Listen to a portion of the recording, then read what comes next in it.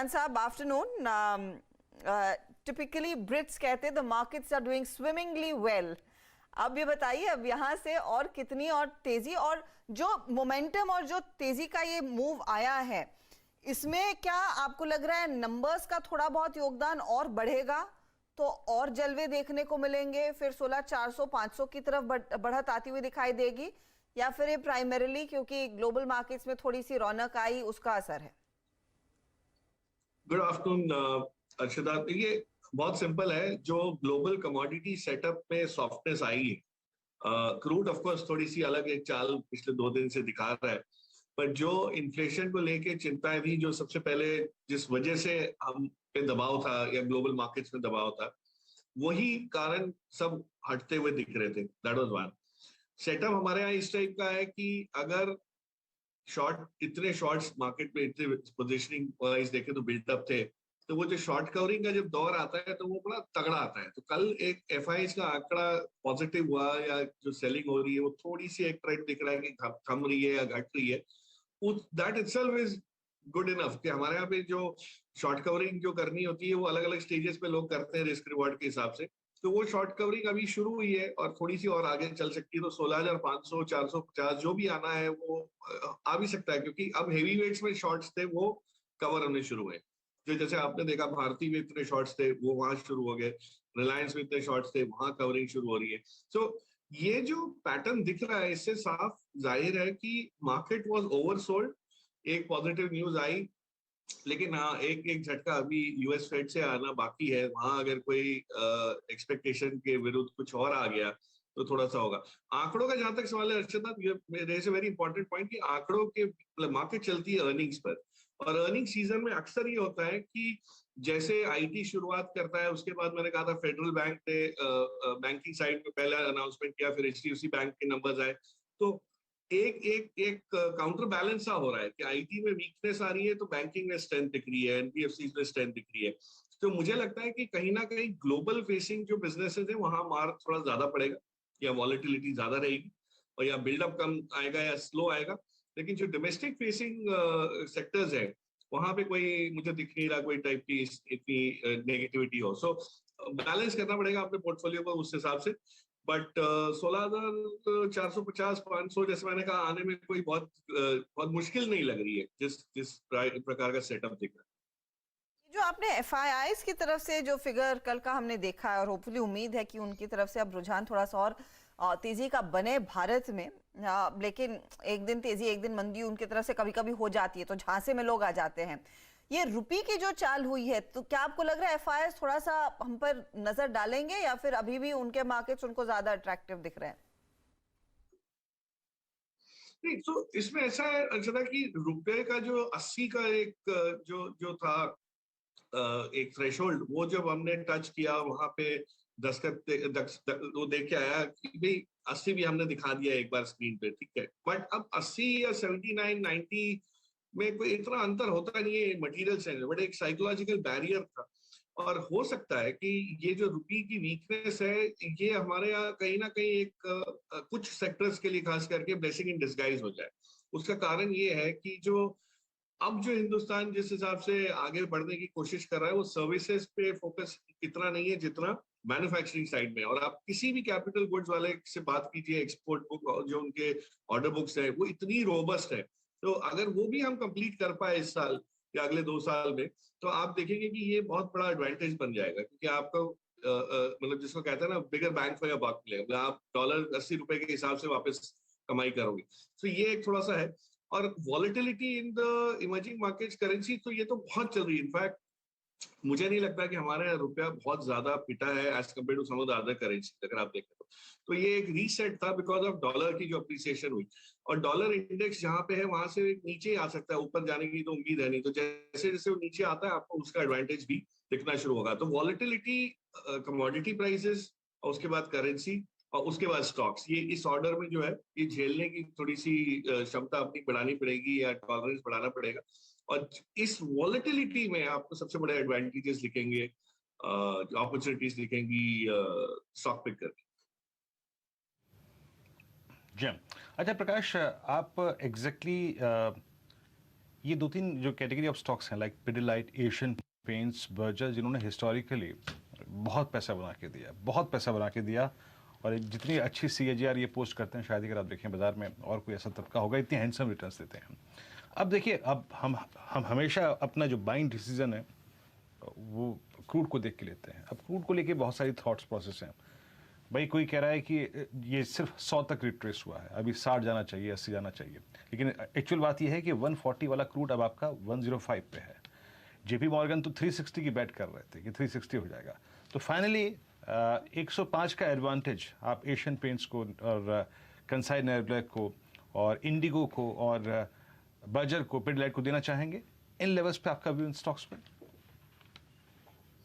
Important point है वीरू कि crude की जो क्रूड में जो उठक पटक है उसको देख के हम क्या कर सकते हैं, उससे क्या वो निकाल सकते हैं इसका निष्कर्ष। और मेन चीज ये है कि क्रूड कहाँ जाएगा, किस समय पे क्या भाव रहेगा, ये मेरी समझ में तो बिल्कुल नहीं आता। और मुझे लगता है कि मार्केट में ज्यादातर कोई नहीं समझ पाता। उसके कारण है कि क्रूड इज एन इंडिकेशन की जो ग्लोबल वॉलेटिलिटी हो रही है, जियोपॉलिटिकल कारण से हो रही है, इकोनॉमिक कारण के साथ हो रही है। अब जैसे किसने सोचा था कि गैसप्रॉम गैस की सप्लाई बंद कर दी, तो अब गैसप्रॉम ने गैस सप्लाई बंद कर दी तो वापस क्रूड की डिमांड ज्यादा बढ़ जाएगी, क्योंकि कहीं ना कहीं खपत जो है वो एनर्जी की वो शिफ्ट हो जाएगी।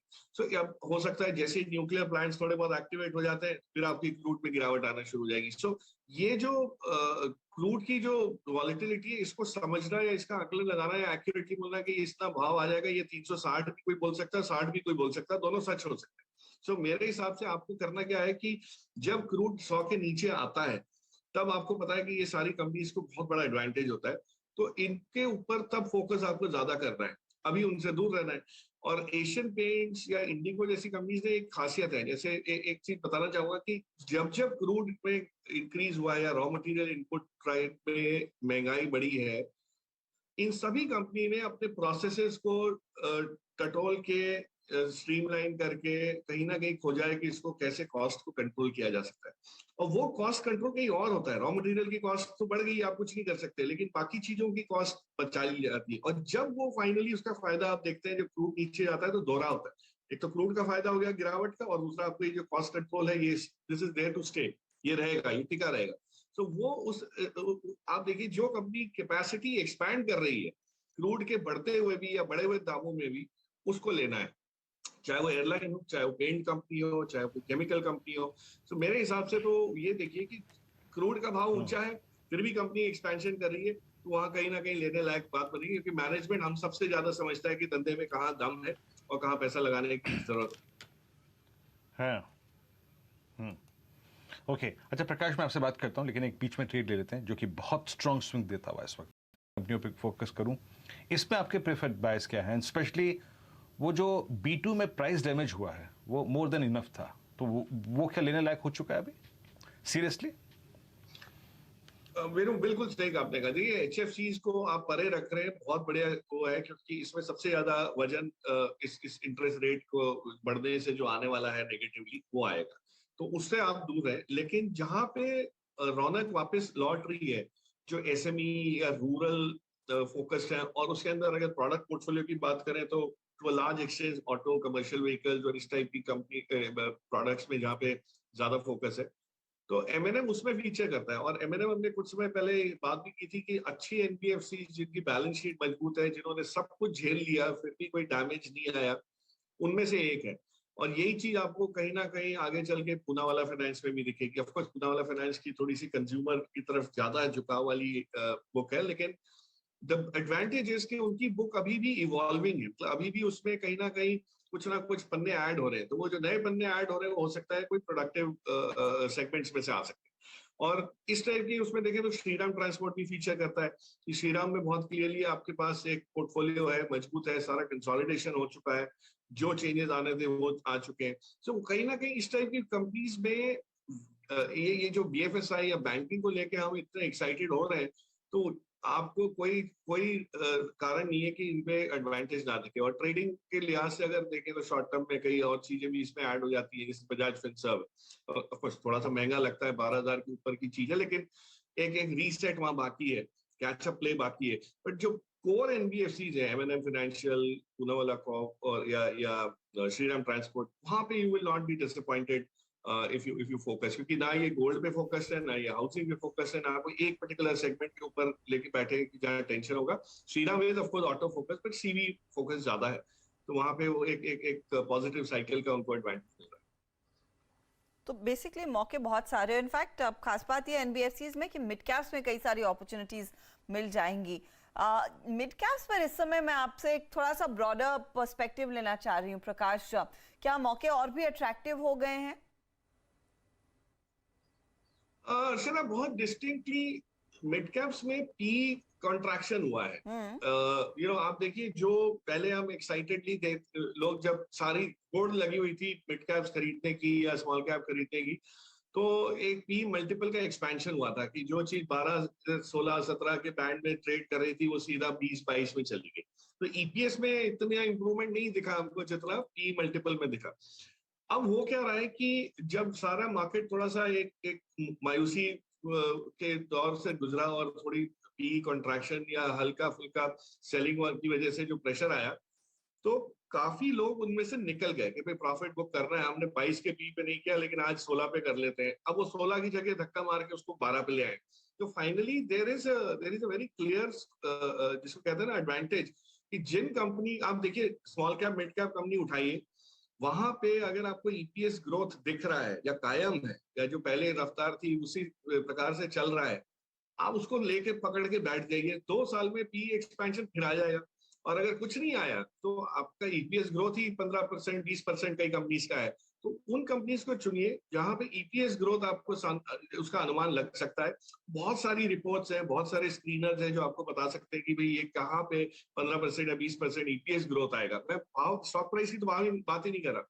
और जैसे ईपीएस ग्रोथ वाली चीजें आपने समेट ली और उसके बाद मार्केट को अपना काम करने दीजिए, वो डिस्कवरी होगी, पी मल्टीपल्स आएंगे, सब कुछ हो जाएगा, बोलबाला होने लगेगा स्टॉक का, तो ऐसी चीजें बढ़ जाती है। प्रॉफिट बढ़े ना बढ़े, स्टोरी उसके आसपास बढ़ जाती है। सो ये एक पैटर्न हमेशा रहता है। हाँ, तो आपका टू आंसर योर क्वेश्चन, वो दौर शुरू है, अंडरवे है, और सितंबर तक, अक्टूबर तक आपको ये रहेगा। उसके बाद जैसे जैसे इंप्रूवमेंट इकोनॉमी के दिखने लगेंगे, इंटरेस्ट रेट्स डाइजेस्ट हो जाएंगे, हायर इंटरेस्ट रेट डाइजेस्ट हो जाएंगे, तो अपने आप फिर लोग पॉजिटिव हो जाएंगे। लेकिन तब तक आपको ये एक अपॉर्चुनिटी लो पी मल्टीपल्स पे लेने की जरूरत बनती हुई दिखती